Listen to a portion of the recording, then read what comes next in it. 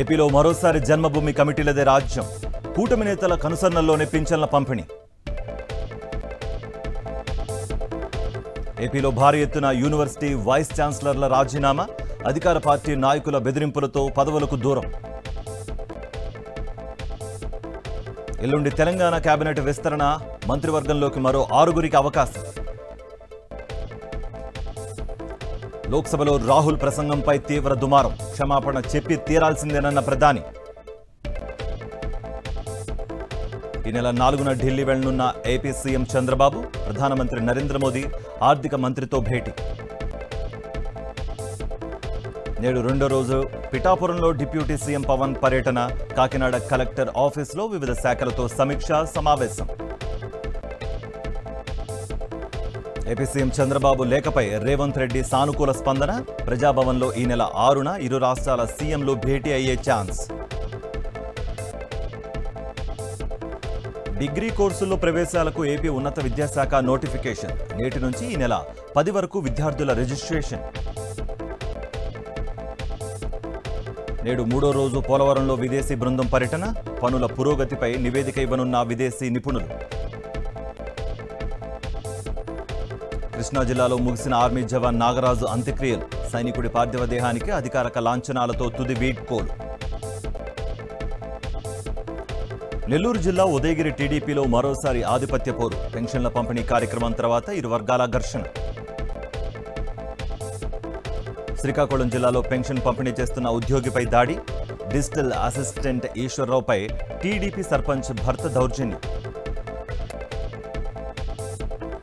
Deputy CM Pawan Kalyan కు YSRCP MP సవాల్, ఎర్రచందనం అక్రమ రవాణాపై విచారణకు సిద్ధమన్న మిథున్ రెడ్డి. డయేరియాపై సాక్షి టీవీ వరుస కథనాలకు స్పందించిన ప్రభుత్వం, రాష్ట్ర వ్యాప్తంగా స్టాప్ డయేరియా పేరిట క్యాంపెయిన్కు శ్రీకారం. కృష్ణా జిల్లా గన్నవరం విమానాశ్రయంలో కార్గో సేవలు ప్రారంభం, చుట్టుపక్కల ప్రాంతాల రైతులకు ఉపయోగకరమన్న అధికారులు. మహానంది పుణ్యక్షేత్రంలో చిరుతపులుల సంచారం, భయభ్రాంతులకు గురవుతున్న స్థానికులు, భక్తులు. తెలంగాణలో తుది దశకు ధరణి కమిటీ నివేదిక 2 రోజుల్లో ప్రభుత్వానికి సమర్పించే అవకాశం. నేడు టీఎస్పీఎస్సీ కార్యాలయం ఎదుట ఏబీవీపీ ధర్నా, నిరుద్యోగ సమస్యలపై నిరసన తెలపనున్న ఏబీవీపీ. తిరుమలలో భక్తుల రద్దీ సాధారణం, శ్రీవారి సర్వదర్శనానికి 8 గంటల సమయం. గుజరాత్ జూనాగఢ్లో భారీ వర్షాలతో పోటెత్తిన వరదలు, అప్రమత్తమైన ప్రభుత్వం, నేడు పాఠశాలలకు సెలవు. మహారాష్ట్ర థానేలో కదులుతున్న కారులో చెలరేగిన మంటలు, షార్ట్ సర్క్యూట్తో ఘటన, డ్రైవర్ అప్రమత్తతతో తప్పిన ముప్పు.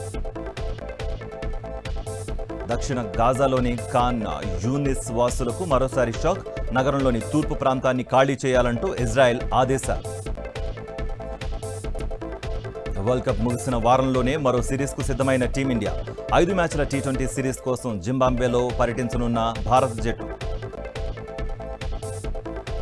ఉత్తర ఈశాన్య రాష్ట్రాలకు భారీ వర్ష సూచన, 7 రాష్ట్రాలకు రెడ్ అలర్ట్, 3 రోజులు భారీ వర్షపాతం నమోదయ్యే ఛాన్స్.